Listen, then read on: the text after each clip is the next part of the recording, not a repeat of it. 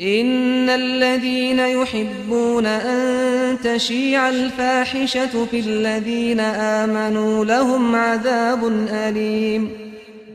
عذاب أليم في الدنيا والآخرة والله يعلم وأنتم لا تعلمون. Assalamu alaikum, Quran Weekly, me and Waleed again, and I want to share with you the 18th juz, one ayah from the 18th juz today, and that is the ayah from Surah An-Nur, one of my favorite surahs in the Quran, and this is the 19th ayah, إِنَّ الَّذِينَ يُحِبُّونَ أَن تَشِيعَ الْفَاحِشَةَ. No doubt those who love that shamelessness, inappropriateness, lewdness, indecency should spread, should become widespread and branch out.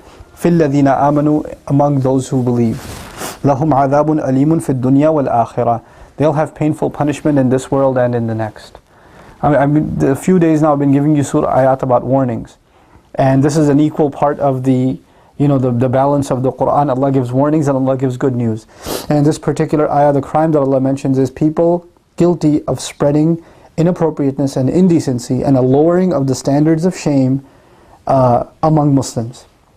And people who make it common, people who want to make it just a norm, that should happen.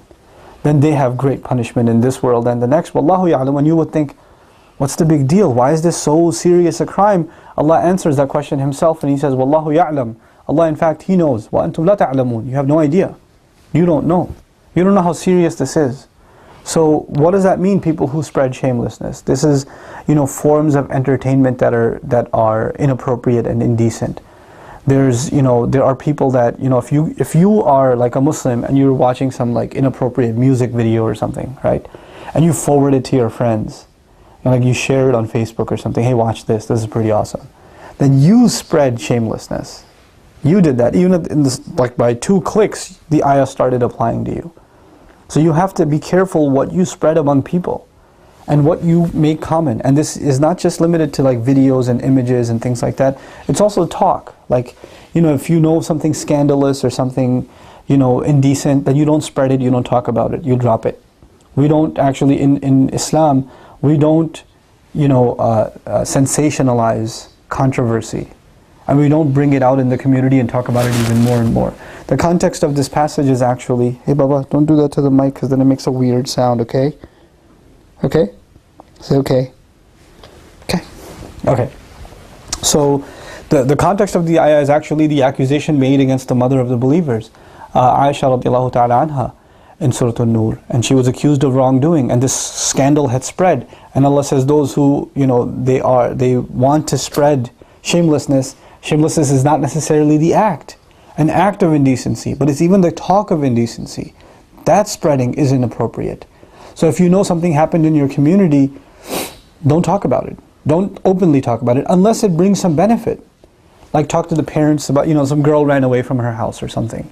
Or some boy, Muslim kid that you know from the masjid or from school is dating somebody. Don't spread these things. To only talk to that people that can help with the situation. Not just to anybody. Talk to his parents, talk to him, talk to her. Say this isn't right, But otherwise, it's so much fun to talk about, right? It's just easy to just spread. But it's a very, very, very serious crime. So we shouldn't, just casually talk about these kinds of things. And the only additional comment I'll make is that the Quran, it actually does not explicitly talk about things, even that are, I'll call them rated R, right? So intimacy between men and women. Quran deals with the subject, but not in an explicit way. It deals with it in a very dignified way. 8 or 9 times intercourse is mentioned, intimacy is mentioned in the Quran. Never is it mentioned literally. It's always alluded to. So Allah is not He's not shying away from the subject itself, but He's not going to use explicit language. And like the Arabic language is very rich. It can use those kinds of words, but Allah chooses not to do it. So even that is a problem, to say those kinds of words. Sometimes you hear them, a speaker using those kinds of words, and everybody's disturbed because we know in our nature it's not comfortable for us to hear those kinds of words. And they shouldn't be, spread in this way. there's a way around them, and there's a way that we can maintain our decency and still talk about difficult things that are there to talk about.